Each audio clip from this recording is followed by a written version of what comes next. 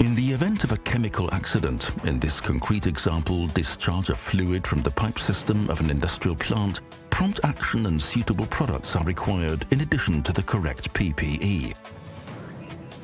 After assessment and evaluation of the situation, what matters most are quick and effective measures to protect the environment.